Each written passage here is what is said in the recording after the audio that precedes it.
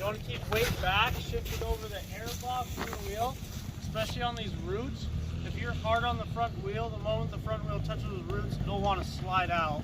Not so much today, it's a little grippier, but if those were wet, you'd want like no weight on those roots at all. You want to unweight almost completely, okay? So we're going to be weight back. You're weighting your outside peg, but you also want to keep some weight on the inside to keep pretty neutral.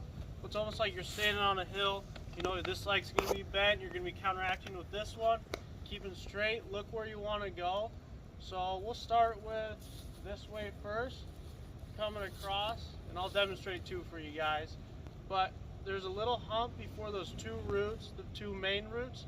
You're going to pull a little wheelie, aim a little higher than where you actually want to go. Because on roots, a lot of time if they're slick, you're going to slip a little bit once you get on them.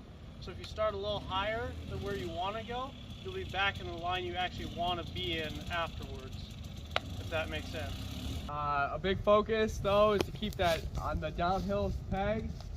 You really want to keep weight on it too to counteract it from pushing into the hill.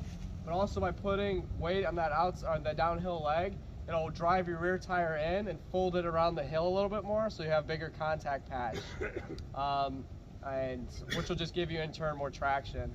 And then for a camber turn, essentially you're just going to be doing a regular turn, but everything's just going to be really more, a lot more exaggerated. So when you're going left, you're really going to be leaning that bike in. Your knees going to be out, and you're going to be creeping along. And you don't want to give it too much of a blip of throttle or let the clutch out too far, because if it spins at all, you're just going to slide down the hill and you're going to get a 5.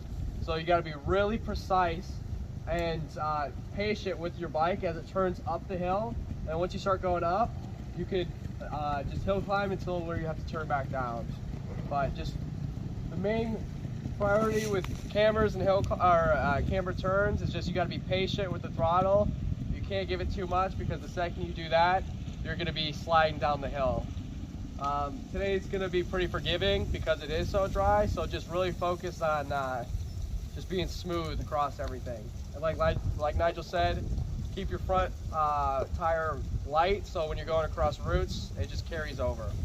Yeah, you guys want constant power across it. You don't want to be getting on the power at any time or shutting off, because the moment you have to get back on, you run that risk of breaking traction. You only got half your knobbies on the hill now that you're on a camber, so that half, if you spin it all, it's just going to want to spin even quicker than when you have the whole tire on it. Second gear, I like that better, just because the wheel's going to rotate a little bit slower, so if I do pop the clutch, if anything happens, it won't spin as quick, it won't break its traction as quick. First gear is going to spin a lot quicker.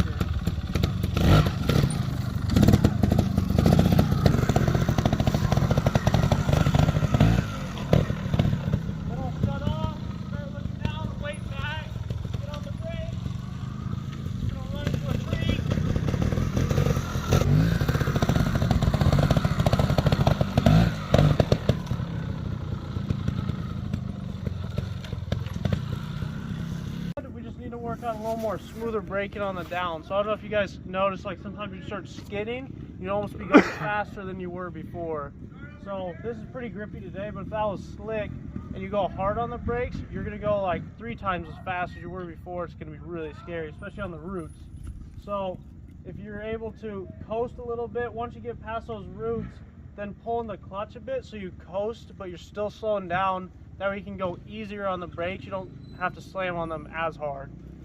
But now we're going to reverse the direction, so we got to go over these roots, make a right turn, then go, which can be a little scary. So if you take this inside route, there's 2 different routes you guys can take here. If you take the inside one, you almost want to start turning as you're going up the roots a little bit, because if you get high up on that bank, it gets a lot harder to make that turn because your front wheel is so high. You're almost going to want to take a dab to bring your front wheel down before you go again. But then you're going to be on a super steep camber, slip the clutch, it's going to be really tricky without taking another dab and that rear sliding back down. If you come to the outside line, there's a really good thrust up here, and there's the root starting to bend down. It makes a little whoop. You're going to be more on the left side.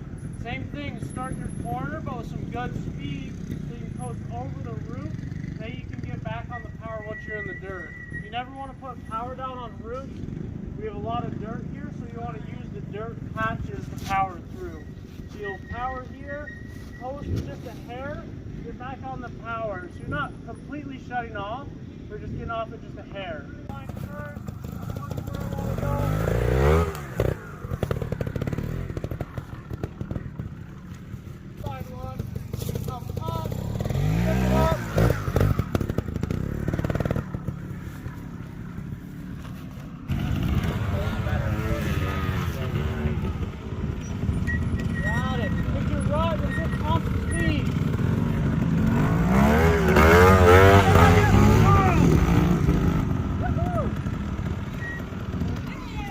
Wasn't a 5, that's right. That's right. 2 points better. Oh, I got that way. You can save it. I got that way. You got it. Way back. That's it, good. That's what I need, Frank. Right here. Now take that run and constant speed.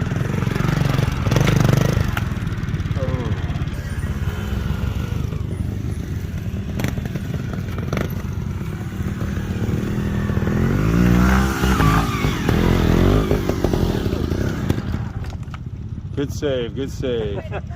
Almost like he's a professional minder.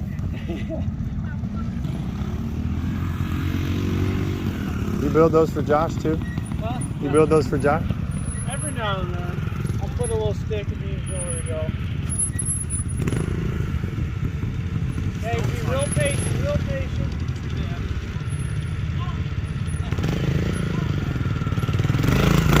Yeah, good finish.